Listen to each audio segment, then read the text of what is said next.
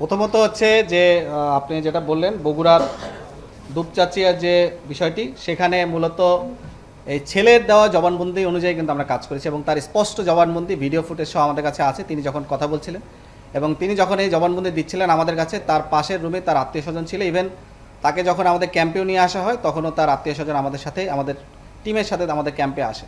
এরপরও তদন্তের স্বার্থে তদন্তে বিভিন্নতা থাকতে পারে, তদন্ত বিভিন্নতার মোড় হয়।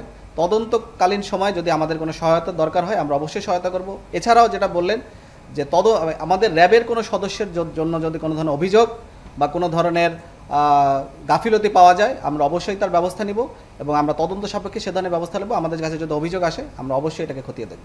স্বীকারোক্তি কিন্তু অনেক ধরনের আছে, নিজেও স্বীকারোক্তি দিতে পারেন, ম্যাজিস্ট্রেটের সামনেও দেওয়া যেতে পারে এবং এই স্বীকারোক্তি দেওয়া মানেই যে তিনি স্বীকার করে ফেললেন, ঘটনা প্রমাণ হয়ে গেলে এটা কিন্তু না। এটি তিনি যেখানেই স্বীকারোক্তি দেন না কেন পরবর্তীতে কিন্তু সেই যে জবানবন্দি বা স্বীকারোক্তি দিয়েছেন তিনি কিন্তু যে কোনো সময় সেটা পরিবর্তন করতে পারেন। এটা তার অধিকার, তার আইনগত অধিকার এটা। সে কিন্তু যে কোনো সময় এটি পরিবর্তন করতে পারে।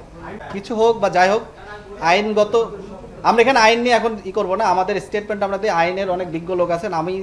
আমি যেটা বলতে চাচ্ছি, কেউ যদি কখনো কোনো স্বীকারোক্তি দেয় সে পরবর্তীতে এটাকে পরিমার্জন করতে পারবেন।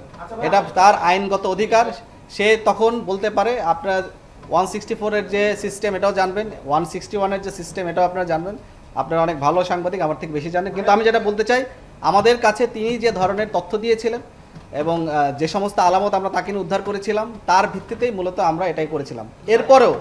এরপরেও আমাদের যদি কোনো গাফিলতি থাকে এটি একটা তদন্তাধীন বিষয়, উভয় সংস্থায় তদন্ত করছে। আমরা পুলিশের সাথে সহায়তা করব। পুলিশ আমাদেরকেও যদি তাদের দরকার হয় আমাদের সাথে যোগাযোগ করতে পারে। কিন্তু তদন্তে যদি আমাদের কোনো গাফিলতি হয় এবং এই গাফিলতিতে যেই এটার দায় হবে তাদের বিরুদ্ধে আমরা ব্যবস্থা নেব। আমি যেটা বলেছি যে তার দেওয়া তথ্য মতে এবং তার সাথে নিয়ে আমরা যে সমস্ত আলামত উদ্ধার করেছি সেটার ভিত্তিতেই আমরা আপনাদেরকে জানিয়েছি। মিডিয়া ব্রিফিংটা কিন্তু মূলত একটা সামাজিক সচেতনতামূলক কাজ, একটা প্রিভেন্টিভ মেজার্সের একটা অংশ হিসেবে নিবারণমূলক যে কাজ, মানুষ যাতে এখান থেকে শিক্ষা নেয় এবং আমাদের যে অপরাধমূলক কার্যক্রম আছে সেখান থেকে আমরা যাতে সচেতন হই, এটাই কিন্তু একটা উদ্দেশ্য। এটা কিন্তু অন্য কোনো উদ্দেশ্য না।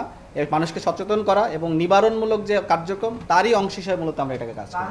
আপনি কখনোই বললেন পুলিশ ভুল তথ্য দিয়েছে। এই তদন্ত এটা এখন যেটা বলা হচ্ছে এটা পূর্ণাঙ্গ তদন্ত পর অন্য কিছু বের হতে পারে। এটা একটা ডাইনামিক্স, একটা বিষয়বস্তু তো পুরোটাই চেঞ্জ হয়ে গেছে। বিষয়বস্তু কিন্তু পুরোটাই চেঞ্জ হয়ে গেছে।